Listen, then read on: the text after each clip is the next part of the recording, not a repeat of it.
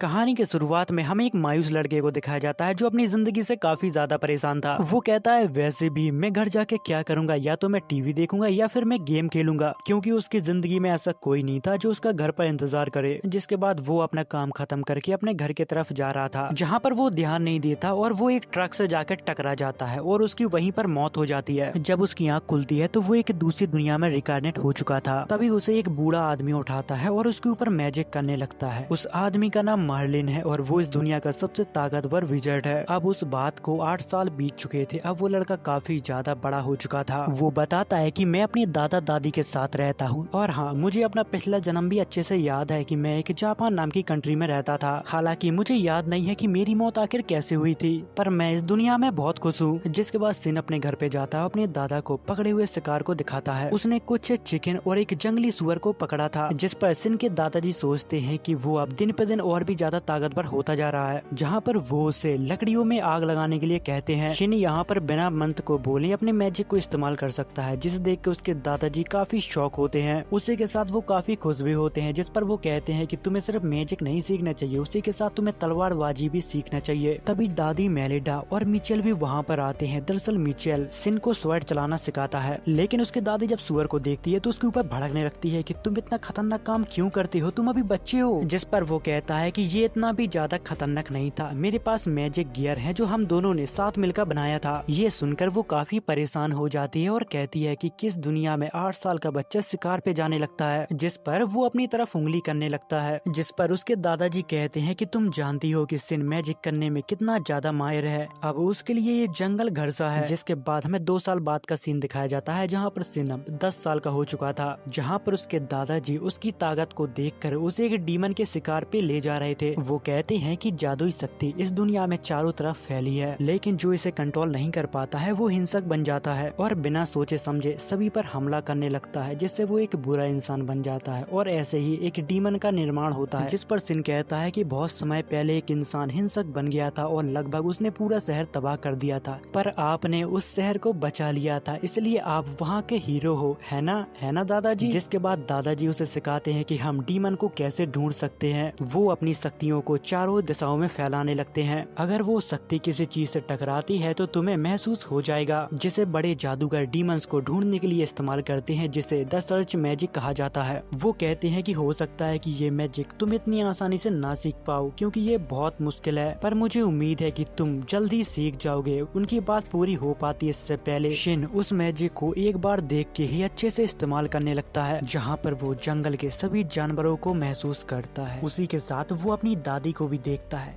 तभी उसको कुछ गलत लगता है और वो यहाँ पर घबरा जाता है। उसके दादाजी समझ गए थे कि उसने उसे ढूंढ लिया। तभी शिन अपने दादाजी से कहता है कि हमें जल्दी जाके उसे रोकना होगा, अगर हमने ऐसा नहीं किया तो कुछ बुरा हो सकता है। जिसके बाद वो दोनों भागकर उस डीमन के तरफ जाने लगते हैं। तभी उसे देखते ही शिन अपनी स्वॉर्ड को बाहर निकाल लेता है और सीधा उसके ऊपर अटैक करने लगता है। इससे पहले उसके दादाजी यहाँ पर रोक पाते हैं कि वो डीमन बहुत ज्यादा खतरनाक है। इतनी ही देर में शिन उस डीमन को खत्म कर देता है, जिसे देखकर उनके होश उड़ जाते हैं। जिसके बाद सिन अपने दादाजी के पास जाता है और उनसे कहता है कि मुझसे कुछ गलती हो गई है क्या। जिस पर वो कहते हैं कि नहीं, मुझे बस पुरानी बातें याद आ गई थी, तुमने बहुत ही अच्छा काम किया। ये सुनते ही शिन काफी खुश हो जाता है। तभी उसके दादाजी कहते हैं कि तुमने अपनी तलवार और जूतों पे ऐसा कौन सा जादू किया जिससे तुम इतने ताकतवर और इतने फास्ट कैसे हो गए। जिस पर वो हंसने लगता है। जिसके बाद सीन शिफ्ट होता है, जहाँ पर वो तीनों बैठे होते हैं और बात कर रहे थे कि वो लड़का अब दिन पे दिन और ज्यादा शक्तिशाली होता जा रहा है। आज तो उसने एक बड़े से डीमन को मार डाला और उसे मेरी जरूरत ही नहीं पड़ी। जिस पर उसकी दादी कहती है कि मुझे लगता है कि वो कोई आम बच्चा नहीं है, मुझे लगता है कि वो दूसरी दुनिया से आया है। जिस पर मैलन कहते हैं कि मुझे फर्क नहीं पड़ता कि वो कौन है और कहां से आया है, बस वो मुझे दादा कहता है, मेरे लिए इतना ही काफी है। वो मुझसे बहुत प्यार करता है और मैं भी उसे अपना पोता मानता हूँ। जिसके बाद सीन शिफ्ट होता है, जहाँ पर मिचेल सिन को रोज स्वॉर्ड ट्रेनिंग देता है, जहाँ पर उसकी डे बाई डे उसकी ट्रेनिंग और भी ज्यादा हार्ड होती जा रही थी। जिसके बाद शिन के दादाजी शिन को कुछ बताने के लिए ले जाते हैं, जहाँ पर शिन कहता है कि मुझे पता है कि मैं आपका असली पोता नहीं हूँ, जिस पर वो कहते हैं कि मुझे माफ करना, मैंने ये बात तुम्हें पहले नहीं बताई। जिस पर शिन कहता है कोई बात नहीं, मुझे पहले से ही सब कुछ पता था। वो बताते हैं कि आज से 10 साल पहले डीमन ने एक गांव को तबाह कर दिया था, वहाँ पर कोई भी जिंदा नहीं बचा था। तभी मुझे एक बच्चे के रोने की आवाज आई, जिसे देखकर मैं हैरान हो गया कि जहाँ पर कोई भी जिंदा नहीं बचा वहाँ पर बच्चा कैसे सरवाइव कर गया। अगर वो उस बच्चे को ऐसे ही छोड़ देता तो वो बच्चा वहाँ पर मर जाता, जिसके बाद उसने उस बच्चे को अडॉप्ट कर लिया। तभी शिन कहता है कि वो लाल डीमन, अगर वो मेरे माता पिता का हत्यारा है तो मुझे लगता है कि हमने बदला ले लिया। और वो ये भी कहता है कि वो मेरे माता पिता होंगे पर मैंने कभी उनको नहीं देखा, मैंने हमेशा बस आपको देखा, इसलिए मेरे लिए आप ही सब कुछ हो। ये सुनते ही दादाजी एकदम खिल उठते हैं और मेरे साथ दादी मेटिल्डा और अंकल मेचल भी हैं, इसलिए मुझे कभी अकेला फील नहीं हुआ। ये सुनते ही दादाजी यहाँ पर रोने लगते हैं। अब ऐसे ही 5 साल और बीत जाते हैं। अब सिन 15 साल का हो चुका था, जहाँ पर उसे मिलने के लिए अंकल डिस, क्रिस्टीना और मार्क्यूज आए थे। जहाँ पर अंकल डिस कहते हैं कि अब तुम 15 साल के हो चुके हो, क्या करने का सोच रहे हो। जिस पर क्रिस्टीना कहती है कि तुम काफी ज्यादा ताकतवर हो, इसलिए तुम ऑर्डर में भी शामिल हो सकते हो या फिर एक डीमन हंटर भी बन सकते हो। वो अभी इन सब कामों के बारे में नहीं जानता था क्योंकि उसने अभी बाहर की दुनिया देखी ही नहीं। जिस पर वो कहता है कि हाँ, मुझे सब कुछ सीखना होगा और मुझे पैसे भी कमाने होंगे और उसे इस्तेमाल करना भी सीखना होगा। अभी तो हमारे मेन कैरेक्टर को ये भी नहीं पता कि इस दुनिया में पैसे कैसे होते हैं, उनको कैसे इस्तेमाल किया जाता है। ये सुनते ही सभी लोग शॉक हो जाते हैं और मेलन की तरफ घूर कर देखने लगते हैं। जिस पर मेलन हंसते हुए कहता है कि मुझे माफ करना, मैं उसे ये सब सिखाना तो भूल ही गया। जिस पर सिन कहता है कि अगर मुझे जहाँ तक याद है मैंने स्वैड और मैजिक के अलावा कुछ भी नहीं सीखा। जिसके बाद अंकल डैन उसकी पावर को टेस्ट करने के लिए उसे एक ट्रेनिंग ग्राउंड पे ले जाते हैं और उसे उसके दादाजी कहते हैं कि तुम इन सबको अपनी पावर की एक छोटी सी झलक दिखाओ। जिसके बाद वो अपने मैजिक को एक्टिवेट करता है, जिसे देखकर वो सभी लोग शॉक हो जाते हैं। यहाँ पर 2 लोग तो उसका मैजिक देखकर बिल्कुल शॉक में चले जाते हैं क्योंकि उन्हें आज से पहले कभी ब्लू कलर का मैजिक देखा ही नहीं था। जब वो अपनी पावर से एक छोटा सा अटैक करता है तब यहाँ पर एक इतना बड़ा धमाका होता है, जिसकी पावर को देखकर यहाँ पर सभी के होश उड़ जाते हैं। जिस पर सिन हंसते हुए कहता है कि अभी के लिए मैं इतना ही कर सकता हूँ, मैं नहीं चाहता कि धरती का एक टुकड़ा अलग हो जाए। जिसको देखकर दादी यहाँ पर दादा के ऊपर इतनी ज्यादा गुस्सा होती है कि तुमने इस बच्चे को क्या बना दिया। जिस पर दादा कहता है कि अरे मुझे माफ कर दे, मैं तो बस उसे ऐसे ही मैजिक सिखाया था, मुझे नहीं पता था कि वो इतना ज्यादा ताकतवर हो जाएगा। जिसके बाद सीन कट होता है जहाँ पर दादाजी अंकल डैन से कहते हैं कि मैं अभी इसको कहीं भी भेजने के लिए तैयार नहीं हूँ, क्योंकि अगर किसी को इसकी पावर के बारे में पता लग गया तो सभी लोग इसको हासिल करने की कोशिश करने लगेंगे। पर वो अब काफी बड़ा हो गया है तो उसे दुनिया के तौर तरीके सीखने होंगे। जहाँ पर अंकल डैन उन्हें सुझाव देते हैं कि उसे अब मैजिक एकेडमी में ज्वाइन कर देना चाहिए और वो उन्हें पूरा विश्वास दिलाता है कि मैं कभी भी सिन को हथियार के रूप में या फिर सेना के रूप में कभी भी इस्तेमाल नहीं करूंगा। ये सुनकर सिन भी मान जाता है कि मैं मैजिक एकेडमी जा रहा हूँ, पर मुझे नहीं पता कि वो क्या है, पर फिर भी मैं वहाँ पर जाने के लिए काफी एक्साइटेड हूँ। उसी के साथ अंकल डैन ये भी कहते हैं कि पर तुम्हें एंट्रेंस एग्जाम खुद ही क्लियर करना होगा, मैं तुम्हारी उसमें कोई भी मदद नहीं कर सकता। दरअसल वो एक किंग है, उनकी राज्य की सीमा वहाँ पर नहीं लगती। और हाँ, जो 2 लोग इनके साथ हैं वो सिक्योरिटी गार्ड हैं। अब उसके दिमाग में सिर्फ एक सवाल था कि मेरे दादा जंगल में रहते हैं, फिर भी एक किंग उन्हें कैसे जानता है। अंकल डिसो से बताते हैं कि तुमने शायद एक कहानी सुनी होगी, एक शहर को एक डीमन ने तबाह कर दिया था, उसको रोकने वाला कोई नहीं था। फिर अचानक 2 सूरवीर आते हैं, उसकी तबाही को खत्म कर देते हैं और वहाँ के लोगों को आजादी दिला देते हैं। दरअसल वो मेरे ही देश में हुआ था और हमें बचाने वाले तुम्हारे दादा और दादी थे। उन दोनों ने अपने शानदार मैजिक से उस डीमन को खत्म कर दिया। जिसके बाद सीन कट होता है। अब वो सभी लोग कैपिटल के तरफ रुक करते हैं, जहाँ पर उन्हें चलते चलते आधा महीना बीत जाता है। सिन अपने दादाजी से पूछता है कि आपके पास कैपिटल में कितना बड़ा घर है, जिस पर वो कहते हैं कि मुझे नहीं पता, मैंने उस तोहफे को कभी देखा ही नहीं। जिसके बाद जब वो लोग कैपिटल के अंदर जाते हैं तभी वो एक गार्ड उनके रोक लेता है और कहता है कि कुछ आधार कार्ड वगैरह दिखाओ, उसके बाद ही तुम्हें अंदर भेजा जाएगा। जिसके बाद वो दोनों अपना रैंक कार्ड उसे दिखाते हैं, जिसे देख के वो घबरा जाता है और कहता है कि मुझे माफ करना, आप दोनों तो महान लोग हो। जब ये बात किंगडम की लोगों को पता चलती है तो वो भागकर उनके तरफ आने लगते हैं। जिसके बाद वो कहते हैं कि तुम हमारा काम जल्दी करो वरना यहाँ पर भीड़ लग जाएगी। जब वो लोग मैंसन पहुँचते हैं तब उनका बहुत ही अच्छे से स्वागत होता है। तभी सिन के दादाजी उससे कहते हैं कि तुम बैठे बैठे काफी बोर हो गए होगे, इसलिए जाओ शहर में थोड़ा घुमाओ। जिसके बाद सिन शहर को बहुत अच्छी तरह से घूमने लगता है। वो यहाँ पर घूमते घूमते खो गया था।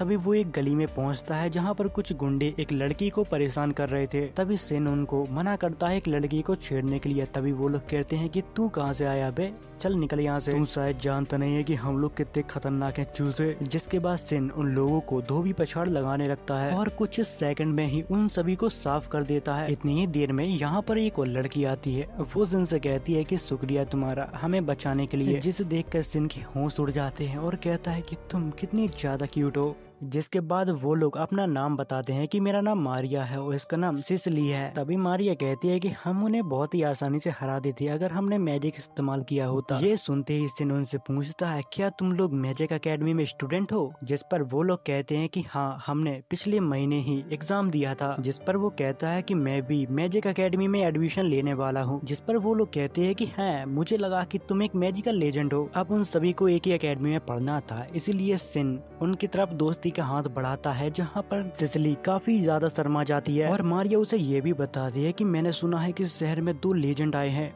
मैटिल्डा और मार्लिन। जिस पर सिन कहता है कि हाँ, सुना तो मैंने भी है और पता है उनका पोता एंट्रेंस एग्जाम देने वाला है। मुझे तो अभी से सब्र नहीं हो रहा, मैं कब उससे मिल पाऊंगी। जिसके बाद सिन यहाँ से उठकर चला जाता है। जिसके बाद हमें अगले दिन का सीन दिखाया जाता है, जहाँ पर सिन एंट्रेंस एग्जाम देने के लिए आता है। तभी जब वो अपने रोल नंबर चेक कर रहा था, तभी यहाँ पर एक लड़का आता है। वो उसको वहाँ से हटने के लिए कहता है। उसकी बातों से वो वहाँ का गुंडा लग रहा था। सिन को ये बात बिल्कुल अच्छी नहीं लगती, इसलिए पकड़ के वो उसका हाथ तोड़ने लगता है। जिस पर वो कहता है कि मेरा नाम कर्ट है, मैं बहुत बड़े घर का लड़का हूँ, मैं साले तुझे छोड़ूंगा नहीं। इतनी ही देर में यहाँ पर अगस्त नाम का एक लड़का आता है। वो उससे कहता है कि तुम ऐसे करके अपने परिवार की वैल्यू खराब कर रहे हो। जिसके बाद कर्ट उससे माफी मांगता है और यहाँ से चला जाता है। जिस पर सिन उससे कहता है कि अच्छा, तो तुम अंकल डिस के बेटे हो। जिसको सुनकर सभी लोग शॉक हो जाते हैं। यहाँ पर अगस्त हंसने लगता है और कहता है कि आज से पहले कभी भी किसी ने मुझे इस नाम से नहीं बुलाया, तो फिर हम लोग कजन हुए।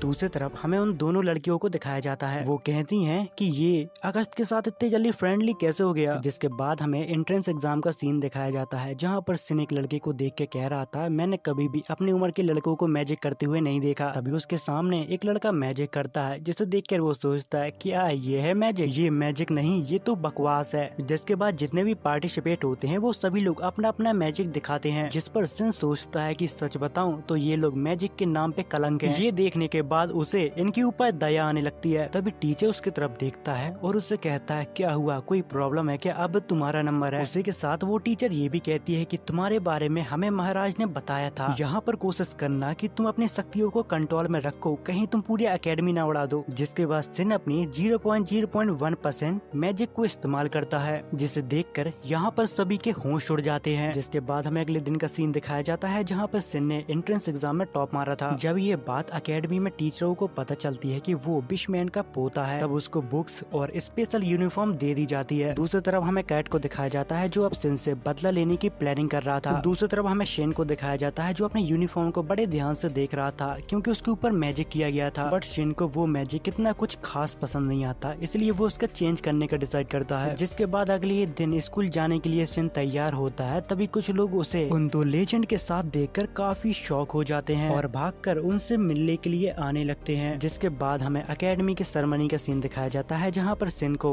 स्पीच देनी थी, क्योंकि वो इस साल का टॉपर था। यहाँ पर बहुत बड़े बड़े लोग उसकी स्पीच सुनने के लिए आए थे। जब टीचर उसका नाम लेके बुलाते हैं, तब क्लास में सन्नाटा छा जाता है। यहाँ पर सबको पता चल जाता है कि वो विशमैन का पोता है। वो यहाँ पर एक बहुत अच्छी स्पीच देता है, सभी को वो अच्छी लगती है सिवाय एक के। उसको इससे बहुत ज्यादा जलन हो रही थी। स्पीच खत्म होने के बाद मारिया सिन के पास आती है और उसे अपनी परेशानी बताती है। दरअसल सिसली को कोई परेशान करता है। इतनी ही देर में यहाँ पर कर्ट आता है, जिसे देखकर सिसली यहाँ पर कांपने लगती है। कर्ट उसका हाथ पकड़ने की कोशिश करता है, लेकिन सिन उसे दूर कर देता है, जिसे देखकर वो समझ जाता है कि उसे परेशान करने वाला और कोई नहीं, वही बदतमीज लड़का है। वो अपने पिता के ओहदे का फायदा उठाता है और स्कूल में रैगिंग करता है। तभी हमें एक बड़े सीक्रेट के बारे में पता लगता है कि कर्ट ने उसे धमकाकर उससे जबरदस्ती एंगेजमेंट कर ली थी, बल्कि सिसली को ये बिल्कुल भी पसंद नहीं था। तभी सिसली कर्ट के मुंह पर एंगेजमेंट तोड़ देती है, जिस पर कर्ट हंसने लगता है और कहता है क्या तुम सच में ऐसा करना चाहती हो? तुम्हें पता है ना कि तुम्हारे पिता मेरे अंडर आते हैं, मैं चाहूँ तो उनके साथ कुछ भी करवा सकता हूँ। ये बात सुनकर सिसली यहाँ पर डर जाती है। इतनी ही देर में यहाँ पर अगस्त आ जाता है। वो उससे कहता है कि मैंने तुमसे कल क्या कहा था, शायद तुम मेरी बात भूल गए। दरअसल यहाँ पर कर्ट है, वो अगस्त से बहुत ज्यादा डरता है, इसलिए वो यहाँ से फिर से डरकर भाग जाता है। जिसके बाद सब कुछ नॉर्मल हो जाता है और शिन उनको अपने घर पे इनवाइट करता है। इस बात से मारिया आलिया तो इतनी ज्यादा खुश हो जाती है, वो अपने मॉम डैड को बताने गई थी कि मैं विशमैन के घर पर जा रही हूँ। जिसके बाद हमें शिन के घर का सीन दिखाया जाता है, जहाँ पर वो अपने दादाजी से अपने दोस्तों को इंट्रोड्यूस करवा रहा था। जिसके बाद उनकी बातचीत होते होते यहाँ पर शाम हो जाती है। जिसके बाद शिन उन्हें उनके घर छोड़ने के बजाय यहाँ पर एक पोर्टल खोलता है और उन सभी को और अपने पुराने घर पर ले जाता है, जिसे देखकर वो सभी लोग हैरान थे। वो कहते हैं क्या बात कर रहे हो यार, तुम घने जंगल में रहते थे। जिसके बाद वो उन सभी को उनके घर पर छोड़ देता है। जिसके बाद हमें अगले दिन का सीन दिखाया जाता है, जहाँ पर वो लोग अकेडमी में आते हैं। जब यहाँ पर सभी बच्चे आ जाते हैं, इसके बाद यहाँ पर टीचर आते हैं। वो कहते हैं कि पहले मैं कुछ पढ़ा देता, उसके बाद तुम सभी को अकेडमी के बारे में बताऊंगा। जहाँ पर वो बताते हैं कि ये एक मेन गेट है, जहाँ पर बिल्डिंग को 2 भागों में बांटा गया है। जहाँ पर एक बिल्डिंग में उन्हें मैजिक सिखाया जाता है और दूसरे में मैजिक को प्रैक्टिकल करके दिखाया जाता है, और चाहो तो आप वहाँ पर फिजिकल ट्रेनिंग भी कर सकते हो। तभी यहाँ पर एक लड़की जिसका नाम एलिस है, वो सन से कहती है क्या तुम कोई ग्रुप ज्वाइन करने वाले हो क्या? जिस पर वो कहता है कि मैंने अभी इसके बारे में सोचा नहीं। तभी अगस्त कहता है रहने दो, तुम्हारे लेवल का कोई भी ग्रुप नहीं है यहाँ पर। और वो कहता है कि ऐसा क्यों नहीं करते कि तुम खुद एक नया ग्रुप बना लो। जिस पर टीचर्स भी उन्हें मंजूरी दे देते हैं। जहाँ पर अगस्त कहता है कि ये देखना काफी मजेदार होगा कि तुम किस तरह के ग्रुप बनाते हो। ये सुनते ही वहाँ पर जितने भी लोग होते हैं सभी लोग उसके ग्रुप में आना चाहते थे। तभी सिन टीचर से कहता है कि हम ग्रुप किस तरीके से बना सकते हैं और क्या होता है उसका प्रोसेस। बस 6 से ज्यादा लोगों को जोड़ना होगा और एक रिक्वेस्ट को डालना होगा, बाकी मैं सब कुछ संभाल लूंगा। तभी सिसिली कहती है कि अगर तुम एक नया ग्रुप बनाओगे तो हम दोनों का जोड़ना मत भूलना। तभी यहाँ पर थॉर नाम का लड़का कहता है कि अगर तुम ग्रुप के लीडर बनोगे तो वैसे में हमें क्या करना होगा। अब इतने सारे सवाल सुन के तो सिन का दिमाग ही घूमने लगता है। बट यहाँ पर उनके क्लासमेटों को सिर्फ ये चिंता थी कि हम ग्रुप का नाम क्या रखेंगे। तभी उसके क्लासमेट कहती है कि हम ग्रुप का नाम अल्टीमेट मैजिक स्टडी ग्रुप रखेंगे। बट यहाँ पर शिन को ये नाम बिल्कुल भी पसंद नहीं आया था, पर बाकी लोगों को ये नाम बहुत अच्छा लगा। जिसके बाद हमें अंकल डिस और कुछ लोगों को दिखाया जाता है, जहाँ पर वो लोग चर्चा कर रहे थे इन कुछ समय में डीमंस की जनसंख्या कुछ ज्यादा ही बढ़ रही है। अगर ऐसा कुछ है तो किंगडम में हादसे की खबर आने लगती, बट ऐसा कुछ भी नहीं हुआ। जिसके बाद वो डोमिनिक से पूछते हैं तो फिर इसका मतलब क्या है। जिस पर डोमिनिक कहता है कि उनकी जनसंख्या धीरे धीरे बढ़ रही है, पर मुझे ऐसा लग रहा है कि कोई उन्हें बना रहा है और ये कोई मामूली मामला नहीं है, हमें इसकी जड़ तक जाना होगा। जिसके बाद किंग उन सभी को इन्वेस्टिगेट करने के लिए कह देते हैं। जिसके बाद हमें कैट के डैड को दिखाया जाता है, जो कैट के ऊपर बहुत भड़कते हैं क्योंकि इस राजा ने उनकी शिकायत की थी क्योंकि स्कूल में वो बहुत ही गलत काम करता था। बट कर्ट यहाँ पर थोड़ा पागल और सरफिरा टाइप का इंसान है। वो अपने डैड पर ही गुस्सा होने लगता है और कहता है कि मैं बड़े खानदान से हूँ तो मैं आम लोगों की तरह अपनी जिंदगी नहीं बिता सकता, और इन सब में गलती उस लड़के शिन की है क्योंकि जब से वो लड़का अकेडमी में आया है मेरा कोई इज्जत नहीं करता। ये सुनकर उसके डैड और भी ज्यादा गुस्से में आ जाते हैं और उसको एक थप्पड़ लगा देते हैं और कहते हैं कि तुमने रूल को तोड़ा है, इसलिए तुम्हें कठिन से कठिन सजा मिलेगी। जिसके बाद वो उसे एक रूम में बंद करवा देते हैं। अगले दिन ये बात शिन को भी पता चल जाती है, जिस पर वो कहता है कि मुझे समझ नहीं आता कि वो आखिर ऐसा बर्ताव क्यों करता है, जबकि हम अकेडमी में अपने खानदान का नाम इस्तेमाल नहीं कर सकते। जिस पर अगस्त के बॉडीगार्ड कहते हैं कि हम लोग मिडिल स्कूल में साथ पढ़ते थे, पर वो ऐसा पहले नहीं था। जिसके बाद वो मिस्टर स्ट्रॉम से मिला, फिर तब से वो ऐसे ही बर्ताव करता है। मिस्टर स्ट्रॉम एक टीचर थे जिन्हें अकेडमी से निकाल दिया गया था। वो अंधे थे पर उनका बर्ताव नॉर्मल इंसानों जैसा था और वो आंखों पर पट्टी भी बांधा करते थे। जिसके बाद हम मिस्टर स्ट्रॉन्ग को देखते हैं, जहाँ पर कैट की मॉम ने उन्हें अपने घर पर बुलाया था। वो कहता है कि अब आपका बेटा कैसा है। यहाँ पर कैट की मॉम रोने लगती है और कहती है कि डे बाय डे उसका नेचर और भी ज्यादा बेकार होता जा रहा है। ये सुनते ही मिस्टर स्ट्रॉन्ग के मुंह पे मुस्कान आ जाती है। जिसके बाद मिस्टर स्ट्रॉन्ग कैट के रूम में जाते हैं जहाँ पर वो पड़ा हुआ था। वो कहते हैं अरे देखो तो लोगों ने तुम्हारा क्या हाल कर दिया है, मैंने कहा था ना कि तुम स्पेशल हो, ये दुनिया तुम्हें नहीं समझ पाएगी। तभी यहाँ पर कैट कहता है कि मैं उस लड़की को हासिल नहीं कर पाया, मेरे रास्ते में वो लड़का आ गया था। जिसके बाद मिस्टर स्ट्रॉन्ग उसके ऊपर कुछ मैजिक करता है और उसे बदला लेने के लिए कहता है और यहाँ से चला जाता है। जिसके बाद सीन कैफे की तरफ शिफ्ट होता है, जहाँ पर अगस्त सिन से कहता है अब शायद तुम्हें सिसिली को घर पर छोड़ने नहीं जाना होगा क्योंकि कर्ट कमरे में लॉक है तो अब वो सेफ है। ये सुनते ही सिसिली यहाँ पर निराश हो जाती है। जिस पर सीन अगस्त से कहता है कि मुझे उसे घर छोड़ने में कोई दिक्कत नहीं है क्योंकि हम दोनों के घर एक ही रास्ते में पड़ते हैं। जिस पर सिसिली खुश हो जाती है और कहती है कि हाँ तुमने सही कहा, हम दोनों का घर एक ही रास्ते में पड़ते हैं तो हम दोनों साथ चला करेंगे। तभी उसके क्लासमेट उससे पूछते हैं क्या तुमने कभी डीमन का शिकार किया है, हमने तो मिडिल स्कूल बड़ी ही मुश्किल से पास किया था। जिस पर सिन कहता है कि हाँ मैंने एक डीमन को मारा था जब मैं 10 साल का था। ये सुनकर सभी के होश उड़ जाते हैं क्योंकि अभी तो वो अच्छे से मैजिक इस्तेमाल करना भी नहीं जानते, तो डीमन को मारना तो वो भूल ही जाए। जिसके बाद वो सभी लोग यहाँ से चले जाते हैं। तभी सिन शिन को एक बहुत बुरी शक्ति महसूस होती है कि कोई उसके ऊपर नजर रख रहा है। जिसके बाद वो अपनी सर्च मैजिक का इस्तेमाल करता है। तभी उसको यहाँ पर कर्ट देखता है जो काफी ज्यादा गुस्से में लग रहा था। तभी यहाँ पर कर्ट सिसिली को देखता है और उसके ऊपर फायर मैजिक से अटैक कर देता है। तभी उन्हें बचाने के लिए शिन यहाँ पर एक बैरियर बना लेता है, बट इस वजह से शिन के दोनों हाथ जल जाते हैं। जिस पर वो सोचता है कि ये सब इतने जल्दी हुआ कि मुझे कुछ समझ में नहीं आया और मैं अच्छे से रोक नहीं पाया। पर वो यहाँ पर क्या कर रहा है। जब वो लोग कैट को देखते हैं तो समझ जाते हैं कि कैट अब इंसान नहीं रहा, वो एक डीमन बन चुका है। ये देखकर शिन कहता है कि तुम लोग पीछे रहो, मैं उसे रोकने की कोशिश करता हूँ। जिस पर अगस्त उससे कहता है कि तुम कहाँ पर जा रहे हो, मैं भी तुम्हारे साथ चलता हूँ। जिस पर शिन उससे कहता है कि तुमने कभी डीमन का शिकार किया है, अगर नहीं किया तो पीछे रहो वरना तुम मारे जाओगे। जिसके बाद अगस्त सिसिली और मारिया से कहता है कि हमें यहाँ से जल्दी निकलना चाहिए वरना हम लोग उसकी मुसीबत बन सकते हैं। जब सब लोग यहाँ से चले जाते हैं जहाँ पर शिन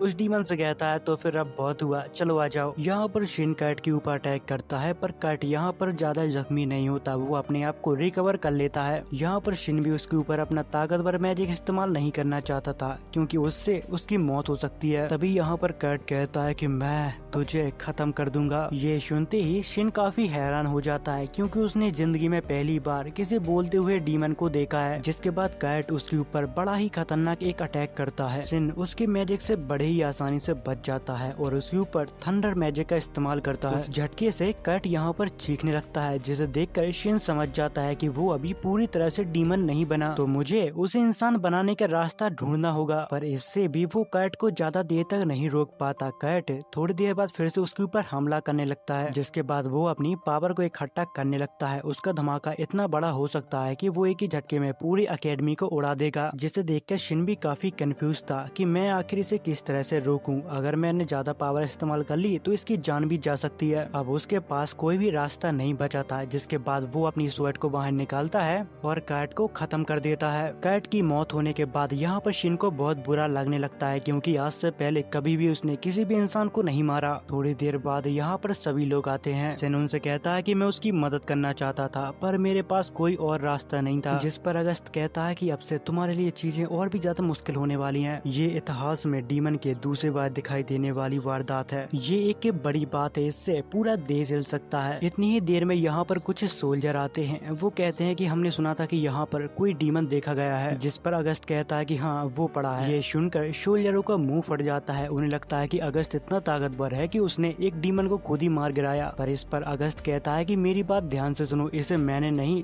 शिन ने उसको मारा है और वो बिशमैन का पोता है। ये सुनकर सभी सोल्जर खुश हो जाते हैं और कहते हैं कि ये हुई ना बिशमैन के पोते वाली बात। जिसके बाद हम मिस्टर स्ट्रॉन्ग को देखते हैं जहाँ पर वो कहते हैं कि हमारा एक्सपेरिमेंट कामयाब रहा और वो यहाँ पर शिन के ऊपर नजर रख रहे थे। तभी यहाँ पर अगस्त आता है। वो शिन से कहता है कि तुम यहाँ पर क्या कर रहे हो, सब ठीक है ना। पर वो इस बात से परेशान था कि आखिर वो डीमन कैसे बन गया। तभी थॉर नाम का लड़का कहता है कि जब पहली बार कोई डीमन बना था तो वो जादूगर बहुत ज्यादा ताकतवर था। वो इतना ज्यादा ताकतवर था कि उसने अपने ऊपर से कंट्रोल खो दिया था। पर कल्ट के साथ ऐसा कैसे हो सकता है, वो तो अभी जादू सीख रहा था और इसमें इतना कुछ माहिर भी नहीं था। जिस पर शिन कहता है कि शायद ऐसा भी हो सकता है कि उसे किसी ने डीमन बना दिया हो। मेरे दादाजी ने कहा था कि डीमन पूरी तरह से बेवकूफ होते हैं, वो बस चिल्लाते रहते हैं। पर मैंने जो कल देखा मुझे अपनी आंखों पर विश्वास नहीं हुआ क्योंकि वो डीमन बात कर रहा था और जब मैं उसके साथ लड़ रहा था वो डीमन बहुत कमजोर था। ये बात सुनकर सभी लोग शांत हो जाते हैं और कहते हैं कि डीमन वो भी कमजोर, पर हमारे तो बड़े बड़े योद्धा उनको नहीं हरा पाते। और शिन कहता है कि मुझे लगता है कि कर्ट एक तरह का एक्सपेरिमेंट था। जिसके बाद हमें शिन के घर का सीन दिखाया जाता है जहाँ पर अंकल डिस उससे मिलने के लिए आए थे। वो लोग उन्हें शाबाशी देते हैं और कहते हैं कि ये किंगडम खतरे में था पर आपने अपनी जान की बाजी लगा के उस डीमन को खत्म कर दिया। इस वजह से राजा आपको मेडल देने वाले हैं। बट इस बात से शिन के दादाजी काफी नाराज होते हैं। वो कहते हैं कि मैंने तुमसे कहा था ना कि तुम इसे अपने किसी भी काम में इस्तेमाल मत करना। जिस पर डिन कहता है कि हमें माफ करना, पर हमने इसे किसी भी काम में इस्तेमाल नहीं किया। लेकिन फिर भी शिन ने हमारे किंगडम को बचाया है, इसलिए हम उसे सम्मान देना चाहते हैं। मुझे बस आपकी अनुमति चाहिए, मेरे लिए नहीं, यहाँ के लोगों के लिए। जिस पर दादाजी कहते हैं कि मुझे तुम पर विश्वास है, अगर तुमने मेरा भरोसा तोड़ा तो हम ये शहर छोड़कर चले जाएंगे। अगले दिन पूरे शहर में बात फैल जाती है कि शिन ने उस डीमन को हराया है। जिस पर शिन कहता है कि अंकल डिस तो कह रहे थे कि मैं इस बात को दबा दूंगा, पर यह बात तो चारों तरफ फैल गई है। शिन अब इतना ज्यादा पॉपुलर हो चुका था कि पूरे एकेडमी के बच्चे उसके ग्रुप में ज्वाइन होना चाहते हैं, पर टीचर उन्हें मना कर देते हैं क्योंकि अगर ऐसा हुआ तो बाकी ग्रुप खाली हो जाएंगे। जिसके बाद हमें किंग और उनके कुछ खास लोगों को दिखाया जाता है, जहाँ पर किंग उन्हें बताते हैं कि कैट को किसी ने डीमन बनाया था, शिन उससे लड़ा था, उसने खुद मुझे बताया था। जिसके बाद किंग उन दोनों को इस चीज का पता लगाने के लिए कहते हैं। जिसके बाद हमें स्टडी रूम को दिखाया जाता है, जहाँ पर दो नए लोग आए थे। तभी शिन उस लड़के से कहता है कि तो फिर तुम लोहार हो, मैं एक नया हथियार बनाने की सोच रहा था। जिस पर वो घबरा जाता और कहता है कि नहीं, तुम्हारी तलवार तो डीमन को हरा सकती है, मैं तो सिर्फ चाकू बनाना जानता हूँ, मैं अभी नौसिखिया हूँ, पर मुझे यकीन है कि मैं धीरे धीरे सीख जाऊंगा। जिस पर शिन उन्हें बताता है कि मैंने तो बस साधारण तलवार को इस्तेमाल किया था और मैंने बस उसमें कुछ मैजिक भर दिया था ताकि वो और भी ज्यादा ताकतवर हो जाए। जिसके बाद वो उसे एक तलवार देता है और कहता है कि मैं इसमें सुधार करवाना चाहता हूँ। तभी यहाँ पर एक यूरी नाम की लड़की कहती है कि मुझे लगता था कि मैं मैजिक को अच्छे से इस्तेमाल कर पाती हूँ, पर अब तुम्हें देख के मुझे लगता है कि मैंने अभी तक कुछ भी नहीं सीखा। जिस पर शिन कहता है कि तुम चाहो तो मैं दादाजी से तुम्हें सिखाने के लिए कह सकता हूँ। ये बात सुनते ही यूरी यहाँ पर बहुत खुश हो जाती है। जिसके बाद हमें दो इन्वेस्टिगेटर को दिखाया जाता है। वो दोनों मिस्टर स्ट्रॉन्ग के पास कुछ जांच पड़ताल करने के लिए आए थे, क्योंकि एक वही है जो कैट के डीमन बनने से पहले उससे मिलने के लिए गया था। जिस पर वो लोग कहते हैं कि हमें आपकी मदद चाहिए, क्योंकि कैट एक मॉन्स्टर बन गया था, इसलिए हम चाहते हैं कि आप हमारी थोड़ी मदद करें। जिसके बाद मिस्टर स्ट्रॉन्ग उनकी मदद करने के लिए मान जाते हैं। जिसके बाद हमें स्कूल कैफेटेरिया का सीन दिखाया जाता है, जहाँ पर शिन उस लड़के को बता रहा था कि मुझे आखिर किस तरह की स्वॉर्ड चाहिए, मुझे पतली तलवार चाहिए पर वो मजबूत होने चाहिए, क्योंकि मेरे पास वो टूट जाती है। मुझे एक ऐसी स्वॉर्ड चाहिए जो बहुत पतली और मजबूत हो। जिस पर एलिश कहती है कि तुम न्यू तलवार क्यों नहीं खरीद लेते, आखिर तुम विशमैन के पोते हो। जिस पर शिन कहता है कि मेरी दादी मुझे पैसे नहीं देती, आखिर मैं कहाँ से खरीदूं। तभी उनमें से एक लड़का कहता है कि हमें ऐसी तलवार बनाना चाहिए जिसका हैंडल हम उससे अलग कर सके, जिससे हमारे पैसे भी बचेंगे। जिसके बाद वो लड़का उसे अपनी वर्कशॉप में चलने के लिए कहता है। जिसके बाद हमें उन दो गार्ड को दिखाया जाता है जो मिस्टर स्ट्रॉन्ग को अपने साथ राजमहल लेकर आए थे। वो उसे एक खुफिया जगह पे ले जाते हैं, जहाँ पर सोल्जर मिस्टर स्ट्रॉन्ग को घेर लेते हैं। तभी वो आदमी कहता है कि आपने एक बहुत बड़ी गलती कर दी है। आपको कैसे पता चला कि डीमन बनने वाला लड़का कर्ट है? क्योंकि हमारे राजा ने इस बात को किंगडम में फैलने नहीं दिया और इस बात को एक सीक्रेट बना दिया ताकि उसकी फैमिली को दिक्कत ना हो। अब यहाँ पर मिस्टर स्ट्रॉन्ग समझ गया था कि उसका भांडा फूट गया है और वो यहाँ पर जोरों से हंसने लगता है और कहता है कि उस नालायक को मैंने ही बनाया था। जिस पर वो आदमी कहता है कि घेर लो इसको, भागने मत देना। दूसरी तरफ हमें शिन के ग्रुप को दिखाया जाता है जो अकेडमी से वर्कशॉप की तरफ जा रहे थे। तभी वहाँ पर अचानक एक ब्लास्ट होता है। तभी हमें पता लगता है कि मिस्टर स्ट्रॉन्ग को किसी सीक्रेट जगह पे नहीं अकेडमी में लाया गया था। शिन उसे देखकर समझ जाता है कि ये तो मिडिल स्कूल का टीचर है मिस्टर स्ट्रॉन्ग। तभी इन्वेस्टिगेटर उन सबको यहाँ से जाने के लिए कहता है, क्योंकि कर्ट के पीछे इसका ही हाथ था। इस बात से शिन काफी ज्यादा गुस्सा हो जाता है और कहता है, क्या तुमने ही कर्ट को डीमन बनाया था? जिस पर मिस्टर स्ट्रॉन्ग यहाँ पर हंसने लगता है। शिन को इस बात पर काफी गुस्सा आता है, तो वो सीधा जाके मिस्टर स्ट्रॉन्ग के ऊपर अटैक करने लगता है, पर मिस्टर स्ट्रॉन्ग उसके हर अटैक को डॉज करता है और उसके ऊपर हमला करता है। जिसके बाद वो यहाँ पर हवा में उड़ने लगता है, जिसे देखकर शिन कहता है कि मुझे लगता था कि हवा में उड़ना नियम के खिलाफ है। जिसके बाद शिन भी हवा में उड़कर उसके ऊपर अटैक करता है, जिस अटैक से मिस्टर स्ट्रॉन्ग के आंखों पे बंधा हुआ मास्क टूट जाता है और उसकी आंखें दिखने लगती हैं, जो बिल्कुल रेड थी, जिसे देखकर लग रहा था कि वो एक डीमन है। तभी मिस्टर स्ट्रॉन्ग कहता है कि मैं अब इंसानों से काफी ऊपर आ चुका हूँ, इंसान मेरे लिए कीड़े मकोड़े हैं। जिस पर शिन कहता है कि तुम एक ऐसे डीमन हो जिसके अंदर की फीलिंग मर चुकी है, और वो सोचता है कि अगर मैंने इसको नहीं रोका तो ये इस शहर को तबाह भी कर सकता है और उसमें लाखों लोगों की जान भी जा सकती है। जिसके बाद उन दोनों की बैटल यहाँ पर और भी ज्यादा इंटेंस होती जा रही थी। तभी यहाँ पर शिन को थोड़ा सा समय मिलता है। शिन अपने खतरनाक मैजिक का उसके ऊपर इस्तेमाल करता है, जिससे यहाँ पर काफी बड़ा ब्लास्ट होता है। अब सबको लगता है कि मिस्टर स्ट्रॉन्ग शायद मर चुका है। शिन उसको कंफर्म करने के लिए अपने सर्च मैजिक का इस्तेमाल करता है, पर उसको कुछ भी नहीं मिलता, जिससे उसे लगता है कि शायद वो अब इस दुनिया में नहीं रहा। तभी यहाँ पर एक बूढ़ा आदमी आता है। वो शिन से कहता है कि तुम इतने उदास क्यों हो? क्या तुम्हें ये लगता है कि तुमने किसी इंसान को मार दिया? पर वो एक डीमन था, तुम्हें इसका शोक नहीं मनाना चाहिए। अगर ये बात नहीं है तो फिर तुम अपना सर उठाओ, क्योंकि तुम्हारे वजह से आज हम सभी जिंदा हैं। तभी यहाँ पर एक बूढ़ा आदमी आता है जिसको किंग ने ऑर्डर दिया था डीमन के बारे में पता लगाने के लिए। वो कहता है, जब तक हमें डीमन के बारे में पता लगा तब तक तुमने उसको खत्म कर दिया, तुम्हारा बहुत बहुत शुक्रिया। तभी वो लोग पूछते हैं कि आखिर तुमने ये कैसे कर लिया? जिस पर शिन कहता है कि मैंने बस सूरज की किरणों से ताकत ली और उस डीमन को यहाँ पर जला दिया। खैर, ऐसे लोगों को बताने से क्या फायदा, उनको कुछ समझ ही नहीं आएगा। जिसके बाद सीन शिफ्ट होता है जहाँ पर सिन की दादी मारिया को अपने पास बुलाती है और उससे पूछती है कि आखिर इन दोनों के बीच चल क्या रहा है, जिस पर वो कहती है कि मुझे पक्का तो नहीं पता, पर मैं इतना कह सकती हूँ कि वो शायद एक दूसरे को पसंद करते हैं। जिसके बाद सीन एक कट होता है। तभी अगस्त नोटिस करता है कि सिन थोड़ा मायूस है। तभी वो उससे पूछता है कि आखिर क्या हुआ है, जिस पर वो कहता है कि मुझे लगता है कि स्ट्रॉन्ग अभी भी जिंदा है। तुमने मेरे हीट मैजिक का असर जमीन पर देखा था ना, पर मैंने एक बार जब इसको जंगल में इस्तेमाल किया था तब ऐसे गड्ढे नहीं बने थे और कोई भी विस्फोट नहीं हुआ था। मुझे लगता है कि उसने ये धमाका करके हमें चकमा दे दिया है। जिस पर अगस्त कहता है कि अगर तुम्हारी बात सही है तो फिर तुम्हारे पास हथियार होना चाहिए, क्योंकि तुम्हारा उसका आमना सामना कभी भी हो सकता है और जहाँ तक मुझे लगता है कि तुम्हारे अलावा उसको कोई भी नहीं हरा सकता। जिसके बाद वो लोग बीन वर्कशॉप पर जाते हैं जहाँ पर उनका एक दोस्त उसकी तलवार को और भी ज्यादा पतला करने वाला था। जहाँ पर इस लड़के का नाम मार्क है और उसके साथ जो लड़की है उसका नाम ओलिविया है। जिसके बाद मार्क अपने डैड को आवाज लगाता है जहाँ पर उसके डैड कहते हैं कि तू मुझे पिताजी मत कहा कर, शॉप में तू मुझे बॉस कहा कर। तभी वो आदमी अगस्त को देखता है जिसे देखकर वो डर जाता है और कहता है कि अरे राजकुमार, आप यहाँ पर कैसे, आप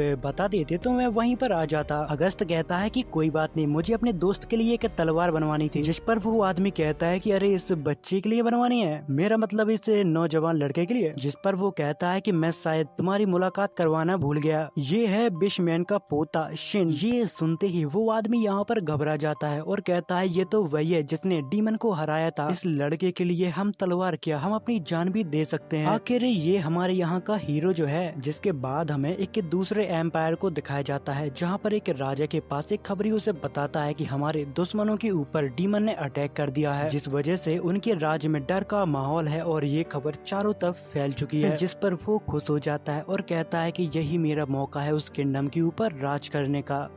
दूसरी तरफ हमें शिन और उसके दोस्तों को दिखाया जाता है जहाँ पर वो लोग वर्कशॉप से बाहर निकल रहे थे। तभी शिन की नजर एक ज्वेलरी स्टोर पर जाती है जिस पर शिन सिजली से कहता है कि मैं सोच रहा था कि तुम्हारे लिए कुछ बाय कर लूं। ये सुनते ही सिजली यहाँ पर शर्म के मारे लाल हो जाती है। स्टोर पे ले जाने के बाद शिन उससे कहता है कि तुम्हें जो अच्छा लगे वो तुम ले सकती हो, पर सिजली उससे कहती है कि मुझे अच्छा लगेगा अगर तुम मेरे लिए कुछ पसंद करोगे तो। जिसके बाद शिन एक रिंग को बाय करता है और उसको पहना देता है। जिसके बाद सीन शिफ्ट होता है। हमें यहाँ पर डिस्क महल को दिखाया जाता है जहाँ पर शिन को बुलाया गया था क्योंकि वो सभी के सामने उसको सम्मानित करना चाहते थे। उसको मेडल देकर सम्मानित किया जाता है और फिर तभी किंग यहाँ पर सभी को बताता है कि ये मेरा दोस्त का यानी कि बिशमैन का पोता है। मैंने उनसे वादा किया था कि मैं कभी भी उसको अपने फायदे के लिए इस्तेमाल नहीं करूंगा। जिसके बाद हमें अगले दिन का सीन दिखाया जाता है जहाँ पर घर से बाहर निकलते ही बहुत सारे लोगों की वहाँ पर भीड़ लगी हुई थी। शिन इतनी सारी भीड़ देखकर काफी परेशान हो जाता है, इसलिए वो फटाक से अपने गेट को बंद कर लेता है। जिस पर मारिया कहती है कि राज के बहुत से लोगों को राजा ने तुमसे नहीं मिलवाया, इसीलिए वो सुबह से तुम्हारे दरवाजे पे खड़े हुए हैं। जिस पर वो कहता है कि अगर ऐसे ही चलता रहा तो हम अकेडमी नहीं पहुंच पाएंगे। जिसके बाद शिन अकेडमी के लिए सीधा पोर्टल खोलता है। जिस पर उसके क्लासमेट कहते हैं कि आखिर तुम इस तरह से क्यों आए हो। वो अपने दोस्तों को बताता है कि मेरे घर के बाहर बहुत सारे लोग खड़े हुए हैं, वहाँ से मैं नहीं निकल पाता, इसीलिए मैंने सोचा कि मैं डायरेक्ट अकेडमी ही पहुँच जाऊँ। जिसके बाद वो सारे क्लास के लोगों को एक लीडर की तरह समझाता है कि हमारे साथ अभी काफी हादसे हुए हैं, इसीलिए मैं सोच रहा था कि हम सभी अपना अपना लेवल अप करें ताकि आने वाले खतरे के लिए हम सभी तैयार रहें। वो यहाँ पर मैजिक के बारे में उन सभी को समझा रहा था, पर उन सभी के चेहरे देखकर शिन समझ जाता है कि मैंने अभी तक उनको जो भी समझाया उनको बिल्कुल पल्ले नहीं पड़ा। जिसके बाद वो उन्हें प्रैक्टिकल करके दिखाना सोच रहा था। जिसके बाद वो यहाँ पर मारिया को बुलाता है और उससे कहता है कि तुम यहाँ पर एक बैरियर बनाओ, जिसे देखकर वो कहता है कि ये बैरियर तुम्हारा किसी काम का नहीं, ये बहुत ज्यादा पतला है, ये किसी भी मैजिक के सामने ज्यादा देर तक नहीं टिक पाएगा। जिसके बाद वो यहाँ पर सिजलियन को बुलाता है और उससे कहता है कि तुम अपना डिफेंस मैजिक को इस्तेमाल करो। और वो यहाँ पर सभी को बताते हैं कि मिस्टर स्ट्रॉन्ग ने जब मेरे पहले अटैक को रोका था तो उसने मैजिक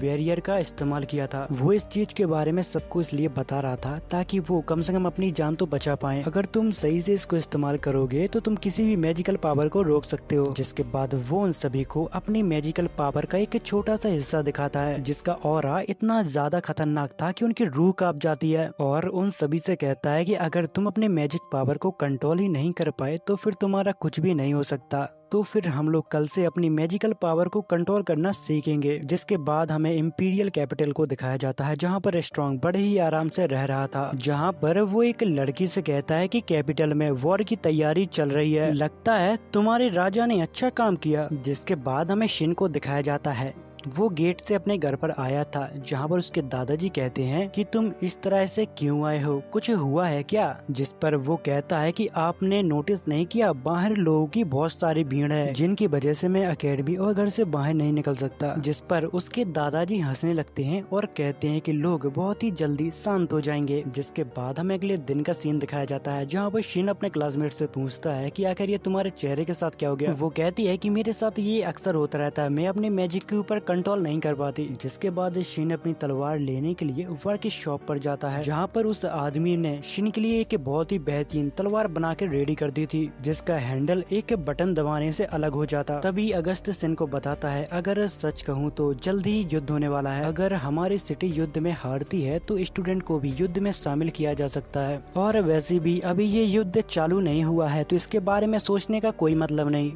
जिसके बाद हमें इम्पीरियल के राजा को दिखाया जाता है, वो अपने सर्वेंट के ऊपर काफी ज्यादा गुस्सा होता है। किंग कहता है कि मुझे झूठी खबर दी गई थी, बुला उसे जिसने मुझे ये खबर दी थी। जिस पर उसके सर्वेंट कहते हैं कि कल रात से वो और उसकी टीम अचानक गायब हो गई। ये सब सुनने के बाद राजा समझ जाता है कि उसके साथ एक बहुत ही बड़ा धोखा हुआ है। तभी एक सोल्जर आता है, वो उसको बताता है कि कैपिटल में डीमंस का अटैक हो गया है। जिसके बाद हम डीमंस को देखते हैं जो पूरे किंगडम में तबाही मचा रहे थे, और तभी हमें पता चलता है कि इस किंगडम के ऊपर हमले करने वाला कोई और नहीं, मिस्टर स्ट्रॉन्ग है।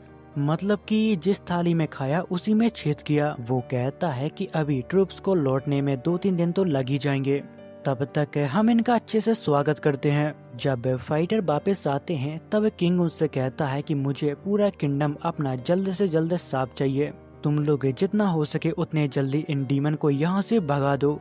जब किंग पीछे मुड़ के देखता है तो उसकी राजगद्दी पे स्ट्रॉन्ग पहले से ही बैठा था, और किंग यहाँ से भागने की कोशिश करता है। तभी स्ट्रॉन्ग यहाँ के रास्ते बंद कर देता है। जिसके बाद मिस्टर स्ट्रॉन्ग कहता है कि अब चाहे कुछ भी हो जाए, मैं तुम्हें अपने हाथों से मारूंगा।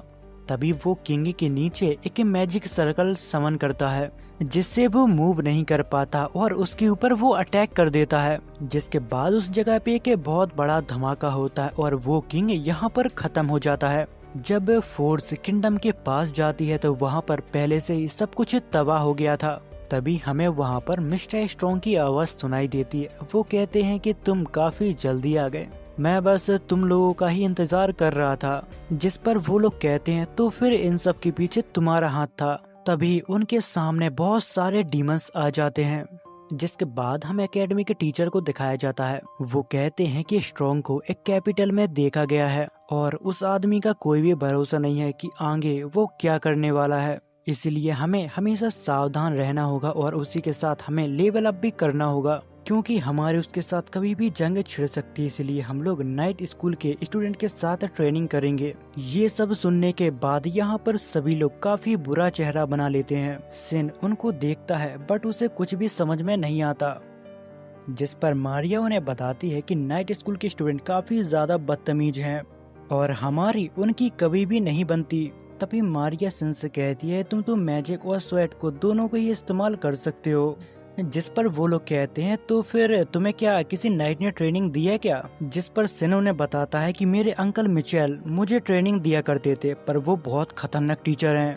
ये सुनकर सभी लोग शॉक हो जाते हैं क्योंकि मिचेल दुनिया का सबसे खतरनाक स्वैडमैन है। जिसके बाद हमें कैपिटल गेट के बाहर का सीन दिखाया जाता है, जहाँ पर सभी लोग ज्वाइंट ट्रेनिंग के लिए आए होते हैं, जहाँ पर उन्हें जंगल के अंदर जाके कुछ डीमन को मारना था, जहाँ पर 4 नाइट स्कूल के स्टूडेंट और 4 मैजिक स्कूल के स्टूडेंट होंगे। जहाँ पर नाइट स्कूल के स्टूडेंट उन्हें काफी ज्यादा कमजोर समझ रहे थे क्योंकि वो एक मैजिशियन है और ये लोग स्वैर्डमैन जो अपनी ताकत से युद्ध जीतते हैं। जिसके बाद हमें घोड़ा गाड़ी का सीन दिखाया जाता है, जहाँ पर शिन उन सबसे कहता है क्या तुमने कभी डीमन को मारा है? जिस पर उन्हें ऐसा लगता है कि ये हमारे सामने शो ऑफ कर रहा है और उनमें से एक लड़की उसके साथ झगड़ा करने लगती है। जिस पर सिन उससे कहता है कि तुम शायद गलत समझ रही हो, मैं तो सिर्फ इसलिए पूछ रहा था ताकि तुम लोग किसी मुसीबत में ना पड़ो। जिस पर वो लड़की कहती है कि आखिर तुम अपने आप को क्या समझते हो, तुम्हारे बिना हम कुछ नहीं कर पाएंगे क्या। इस बात को याद रखना कि मैजिशियन किसी भी काम के नहीं रहते। जिस पर सिन उसे बताता है कि मैं तो तुम्हारे भले के लिए कह रहा था, अगर तुमने मेरी बात नहीं मानी तो शायद तुम वहाँ पर मर सकते हो। जिस पर वो लड़की कहती है कि तुम अपनी बकवास को बंद करो, उन डीमंस को हराने के लिए हमारा नाइट स्कूल ही काफी है। तभी अगस्त यहाँ पर कहता है कि तुम्हें अपनी पावर पे अगर इतना ही घमंड है तो हम लोग तुम्हारे साथ नहीं लड़ेंगे। जिसके बाद जब वो लोग बीच जंगल में पहुँचते हैं, जहाँ पर उन्हें मार्क और क्रिस्टीना भी मिलते हैं जो कि उनकी ट्रेनिंग में मदद करने वाले हैं। जिसके बाद वो लोग अलग अलग टीम बना के अपनी जंगल के अंदर जा ही रहे होते हैं। तभी उन्हें सर्च मैजिक से डीमन का पता लगता है जो कि उनकी काफी पास था।